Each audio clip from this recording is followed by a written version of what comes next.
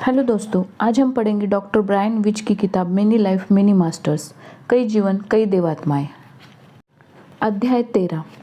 Catherine अपने रोगजनक लक्षणों से मुक्त हो चुकी थी। वह सामान्य की तुलना में ज़्यादा सेहतमंद थी। अब वह उन पुनर्जन्मों में फिर से लौट रही थी जो पहले भी सामने आ चुके थे। मैं जानता था कि हम एक चरम बिंदु की ओर बढ़ रहे हैं, लेकिन शरद ऋतु के उस दिन मुझे यह आभास नहीं हुआ कि वह फिर से सम्मोहन समाधि में बैठ गई थी, जो पिछले 5 महीनों में नहीं लगी थी। उसके इस सम्मोहन सत्र और अंतिम सत्र में 5 महीनों का लंबा विराम आ गया था। मैंने कुछ नक्शानी देखी, उसने बताना शुरू किया। उनमें से कुछ सोने की कलाकारी की गई है। मैं मिट्टी भी देख रही हूँ। लोग कुछ पात्र बना रहे हैं। वे लाल रंग के हैं। वे एक तरह की लाल सामग्री का इस्तेमाल कर रहे हैं। मैं एक भूरे रंग की इमारत देखती हूँ, एक तरह की भूरी संरचना। उसी जगह पर हम लोग मौजूद हैं। क्या तुम उस भूरी इमारत में या उसके पास में हो? मैं उसके अंदर हूँ। हम अलग अलग तरह की चीज़ों पर काम कर रहे हैं। क्या तुम खुद को काम करते हुए देख सकती हो? मैंने पूछा। क्या तुम अपने बारे में बता सकती हो? तुमने क्या पहन रखा है? नीचे देखो, तुम कैसी दिखती हो? मैंने कुछ लाल रंग का पहना हुआ है, कुछ लंबा लाल कपड़े जैसा। मेरे जूते अजीब से हैं, सैंडल जैसे। मेरे बाल भूरे हैं। मैं कुछ कलाकृतियों बनाने के लिए काम कर रही हूँ। यह किसी आदमी की प्रतिमा है। एक आदमी, उसके हाथ में एक तरह की छड़ी है। उसके हाथ में डंडे जैसा है। दूसरे लोग भी कुछ बना रहे हैं। उनमें से कुछ धातु की बनी है। क्या यह सब एक कारखाने में किया जा रहा है? यह सिर्फ एक इमारत है, पत्थर से बनी हुई एक इमारत। तुम हाथों में छड़ी पकड़े जिस आदमी की प्रतिमा बना रही हो, क्या तुम उसे जानती हो? नहीं, बस वह एक अनजान आदमी है। वह पशुओं की देखभाल करता है, गायों की। यहाँ आसपास बहुत सी प्रतिमाएं हैं। हम सिर्फ यह जानते हैं कि वे कैसी दिखती है। यह बहुत अजीब सी सामग्री है। इसके साथ काम करना मुश्किल है। यह टुकड़ों में बट जाती है। क्या तुम उस सामग्री का नाम जानती हो? मैंने वह नहीं देखा, बस कुछ लाल देखा है। तुम्हारी बनाई प्रतिमा का बाद में क्या हुआ? वह बेच दी जाएगी। कुछ बाजार में बेच दी जाएगी, कुछ को कई प्रभावशाली अमीर लोगों को दिया जाएगा। केवल बेहतरीन कलाकारी वाली प्रतिमाएं ही अमीरों के घर में जाएगी, बाकी सबको बेच दिया जाएगा। क्या तुम्हारा कभी इन अमीर लोगों से सामना हुआ है? नहीं। क्या यह तुम्हारा काम है? हाँ। क्या यह तुम्हें पसंद है? हाँ। क्या तुम लंबे समय से यह सब कर रही हो? नहीं। क्या तुम इसमें पारंगत हो? ज़्यादा नहीं। क्या तुम्हें और सीखने की ज़रूरत है? हाँ, अभी मैं सीख ही रही हूँ। मैं समझ गया। क्या तुम अभी भी परिवार के साथ रहती हो? मैं नहीं जानती, लेकिन मुझे भूरे डब्बे दिखाई दिए हैं। भूरे डब्बे? मैंने दोहराया। उनके मुंह बहुत थोड़े खुले हैं। उनमें एक दरवाजे जैसा कुछ है और कुछ प्रतिमाएं उनके अंदर रखी है। वे लकड़ी की बनी हुई है, एक तरह की लकड़ी की। हमें उनके लिए मूर्तियाँ बनानी है। उन मूर्तियों का कार्य क्या है? वे धार्मिक है, उसने जवाब दिया। मूर्तियों से जुड़ा वहाँ कौन सा धर्म है? वहाँ बहुत से देवता है, बहुत से रक्षक, बहुत से देवता। लोग डरे हुए हैं। यहाँ बहुत सी चीज़ें बनाई जाती है। हम खेलने की चीज़ें भी बनाते हैं, ऐसे गेम्स बोर्ड जिसमें छेद होते हैं। छेदों में जानवरों के सिर जाते हैं। क्या तुमने वहाँ कुछ और भी देखा? यहाँ बहुत गर्मी है, बहुत ज़्यादा गर्मी और धूल, रेत भी। क्या वहाँ आसपास पानी है? हाँ, पानी पहाड़ों से नीचे आता है। इस जीवन काल की शुरुआत पहचानी सी लग रही थी। क्या लोग डरे हुए हैं? मैंने आगे विस्तार किया। क्या वे लोग अंधविश्वासी है? उसका जवाब हाँ था। वहाँ बहुत से डर फैले हैं। हर कोई भयभीत है। मैं भी डरी हुई हूँ। हमें खुद को बचाना चाहिए। वहाँ महामारी फैली है। हमें खुद को बचाना चाहिए। किस तरह की बीमारी? कोई बीमारी जो हर एक को मार रही है। बहुत से लोग मर रहे हैं पानी की वजह से। मैंने पड़ताल की। हाँ, यहाँ बहुत सूखा है, बहुत गर्मी, क्योंकि देवता गुस्से में है। वे हमें डंडे मार रहे हैं। वह टेनिन औषधि से उपचार वाले जीवन काल को दोहरा रही थी। मैं उसके डर के धर्म को पहचानता था। यह ओरसरीस और हीथर का धर्म था। देवता नाराज क्यों हैं? मैंने पूछा, हालांकि मुझे जवाब पहले से पता था, क्योंकि हमने नियमों का उल्लंघन किया, इसीलिए वे नाराज है। तुमने कौन से नियम तोड़े हैं? वे नियम जो कुलीन लोगों द्वारा बनाए गए थे।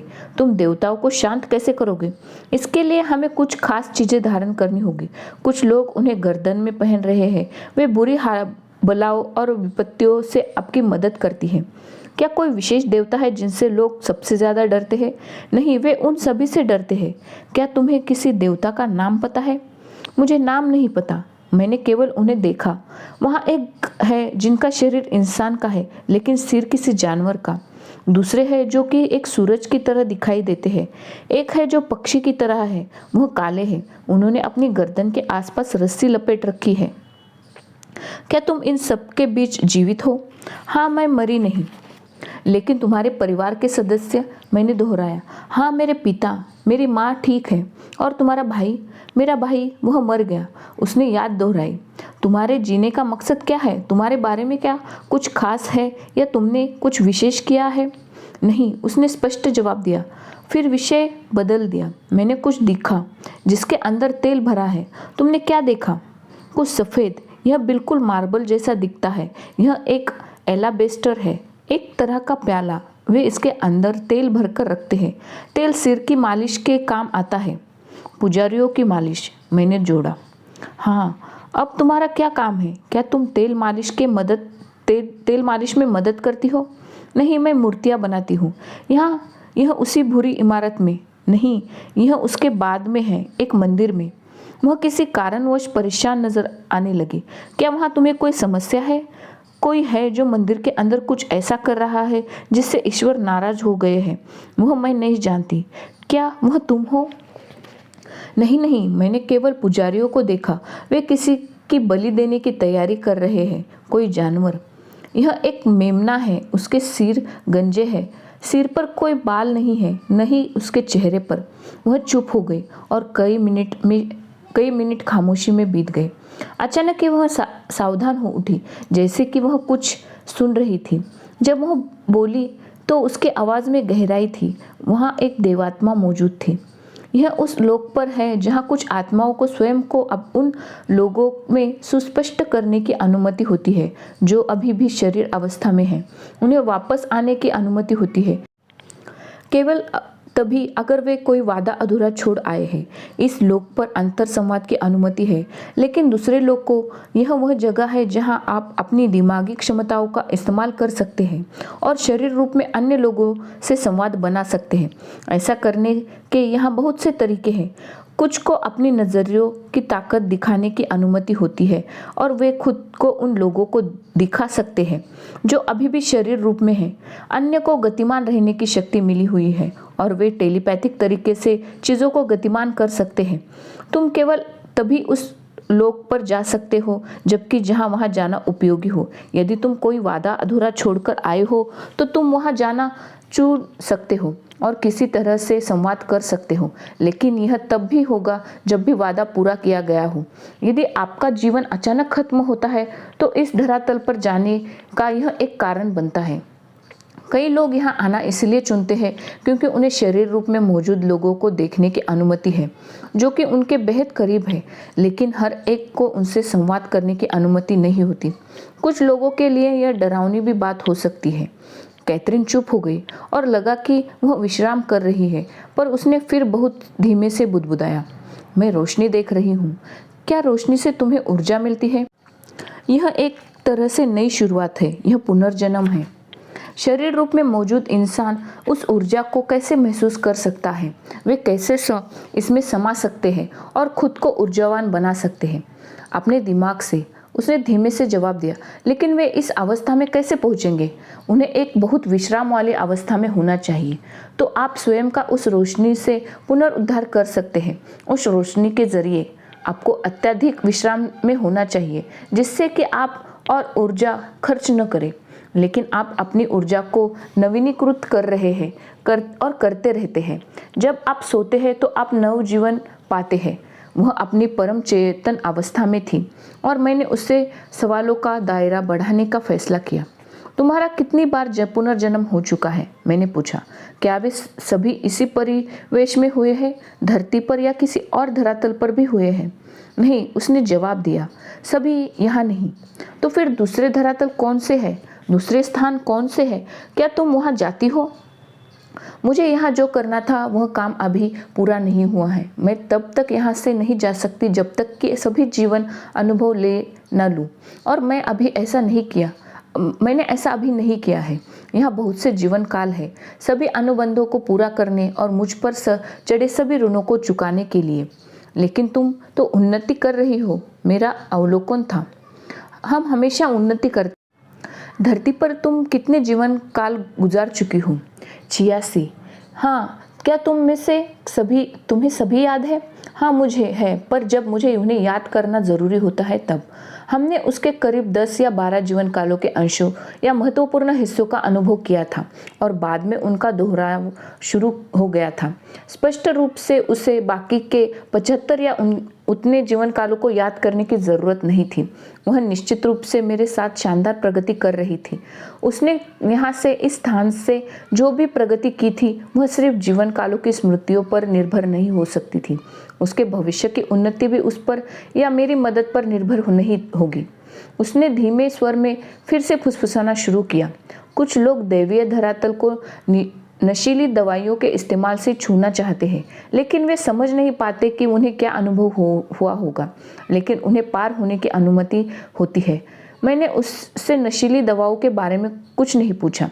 वह सिखा रही थी, ज्ञान बांट रही थी, भले ही मैंने कुछ विशेष पूछा था या नहीं। क्या तुम अपनी दिमागी शक्तियों का उपयोग यहाँ से स्वयं की उन्नति के लिए नहीं कर सकती? मैंने पूछा। ऐसा लगता है कि तुम उसे ज़्यादा से ज़्यादा विकसित कर रही हो। हाँ, उसने हामी भरी। यह महत्वपूर्ण है, लेकिन उतना ज़रूरी नहीं जितना कि अन्य लोगों पर होगा।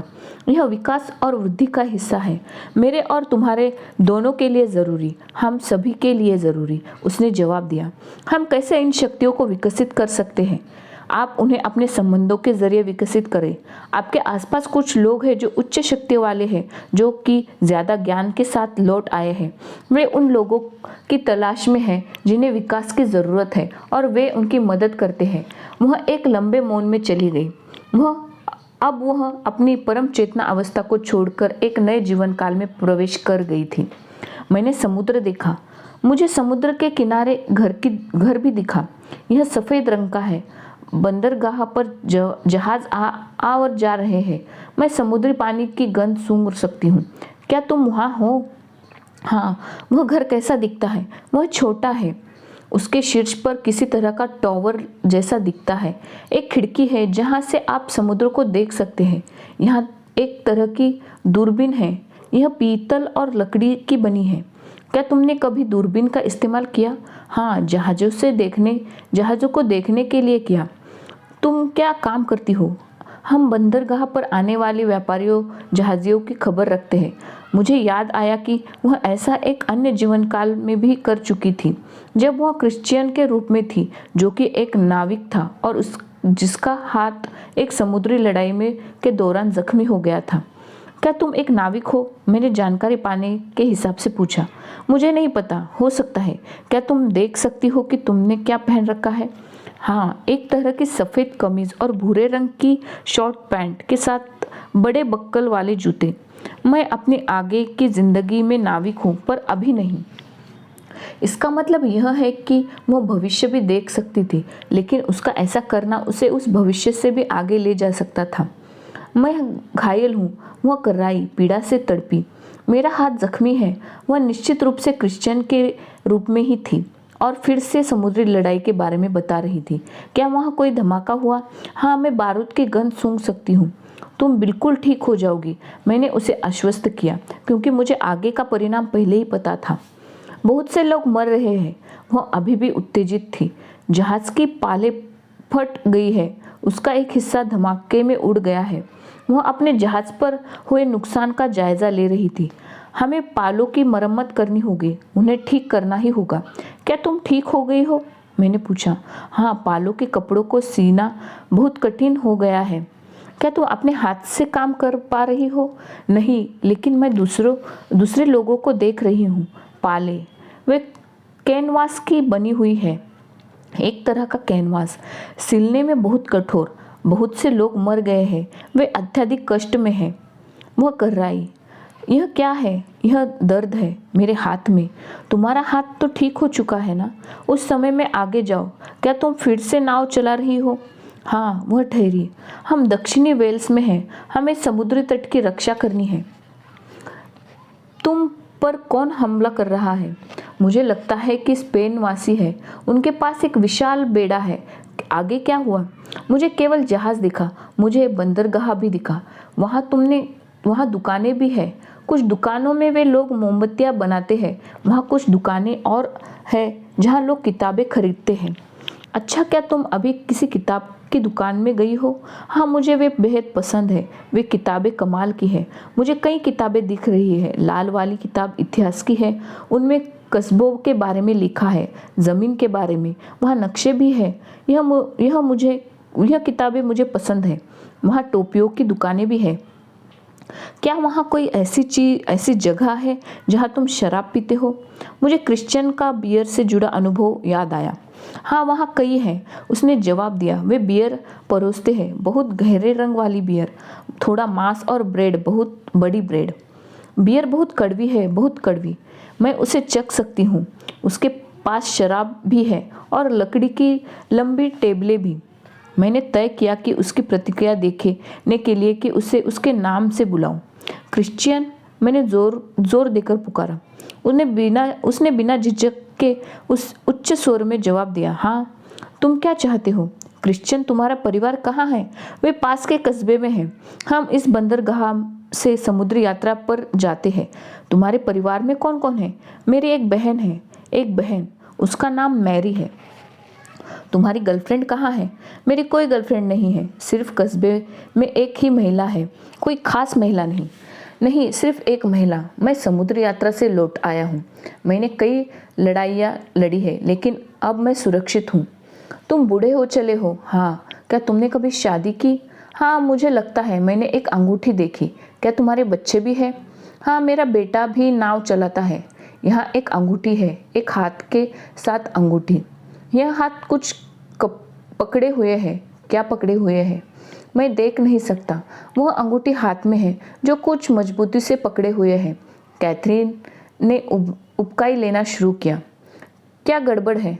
जहाज पर लोग बीमार हैं। यह खाने की वजह से है। हमने कोई खराब खाना खा लिया है। यह नमकीन मांस था। उसकी उबकाइयाँ जारी थी। मैंने उसे उस समय में और आगे बढ़ाया और उसकी उबकाइयाँ रुक गई। मैंने उसे क्रिश्चियन के हार्ट अटैक के पूर्व अनुभव के कारण और आगे न ले जाने का फैसला किया। वह बहुत थक चुकी थी और इसी वजह से मैं उसे समाधि से बाहर ले आया। यहाँ पर हमारा अध्याय समाप्त होता है। मिलते हैं हम अपने अगले अध्याय में। नमस्कार।